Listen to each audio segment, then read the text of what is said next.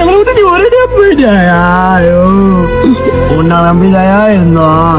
5 வருஷமா எங்க கிட்ட திருட நீங்க இதுக்கப்புறம் யாரையா கிட்ட கொள்ளையடிச்சு திருடுவா?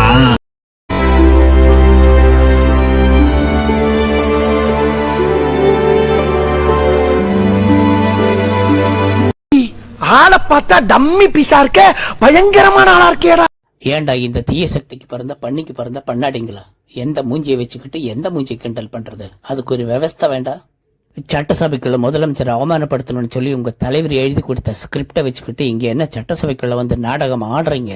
இட்லி குண்டாவில இருந்து தங்கம் வெள்ளி பணம் பண்ட பாத்திரம்னு சொல்லிட்டு மக்களுக்கு சிறுவரிசை கொடுக்கற மாதிரி ஏமாத்திட்டு வந்து ஓட்டு வாங்கிட்டு வந்து 30 சீட்லயும் 40 சீட்லயும் முக்கி ஜெயிச்ச மூதாட்டி மூஞ்சிங்களா?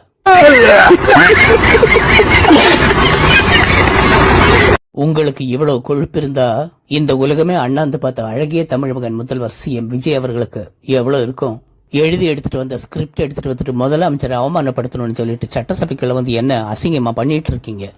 மூதாட்டி மூஞ்சிங்களா, நீங்க என்னதான் நாடகம் ஆடினாலும் அதெல்லாம் ஒண்ணும் எடுபடாது. உங்க கடைசி நாடகம் இந்த ஸ்டேஜ் தான், ஞாபகம் வச்சுக்கோங்க. அமைதியா இருக்காருன்னு சொல்லிட்டு அவருக்கு என்ன எழுச்சிவாய பட்டமா கட்டுறீங்க?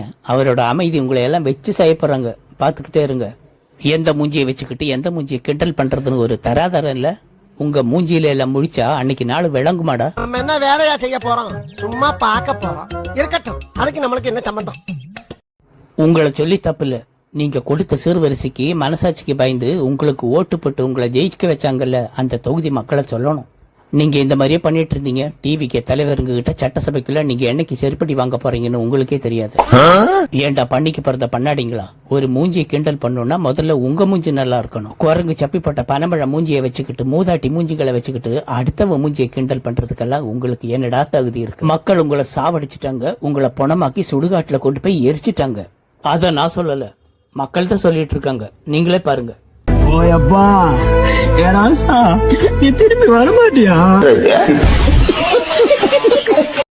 அந்த எரிஞ்சு போன சாம்பலுங்களுக்கே உங்களுக்கு இவ்வளவு குசும்பு இருந்தா, ஒருவேளை நீங்க உயிர் பெற்றிருந்தா இந்த தமிழ்நாட்டோட நிலைமை என்ன ஆயிருக்கும்? CM விஜய் அவர்கள், முதல்வர் அவர்கள் ஒருவேளை தேர்தலில் தோத்து போயிருந்தா நீங்க அவங்கள என்னெல்லாம் பண்ணிருப்பீங்க? மக்களை இதுல இருந்து தெளிவா நமக்கு ஒரு விஷயத்த புரிஞ்சுக்க வேண்டி இருக்கு. ஏன்னா ஒரு கெட்டவனா கூட இந்த உலகத்துல நம்மளால வாழ்ந்துட முடியும்.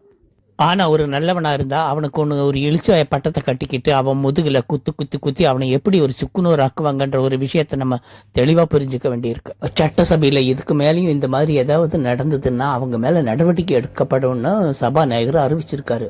இருந்தாலும் எனக்கு மனசு கேட்கல. இப்ப நடந்த இந்த நிகழ்வுக்கு அவங்க மேல ஏதாவது ஒரு நடவடிக்கை எடுக்கணும் அப்படின்றதுதான் என்னோட கருத்து.